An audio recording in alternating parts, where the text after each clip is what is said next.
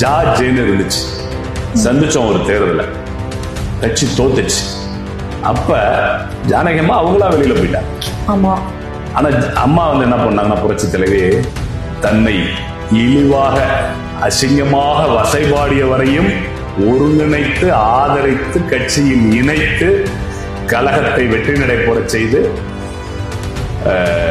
ஆண்ட கட்சியை மீண்டும் ஆளுகின்ற வாய்ப்பை உருவாக்கி எவ்வளவோ சின்னல்கள் சிறை தண்டனை அவ்வளவே சந்திச்சு அந்த ஜானகி அணின்னு சொல்லி அம்மாவை மேடையில கடுமையா பேசினவர்கள் எல்லாம் அழைத்து அரவணைத்து கட்சி நடத்தினார். அந்த எண்ணம் திரு எடப்பாடியாருக்கு வேணும். ஓபிஎஸ் ஐயா சொல்லிட்டாங்க, எந்த நிபந்தனையும் இன்றி ஒருங்கிணைய தயார். அப்ப அதுக்கு வாய்ப்பே என்ற பதில் கொடுத்துருக்க கூடாது. அப்ப இரட்டை தலைமை வேண்டாமான்னு கேட்டிருக்கலாம்.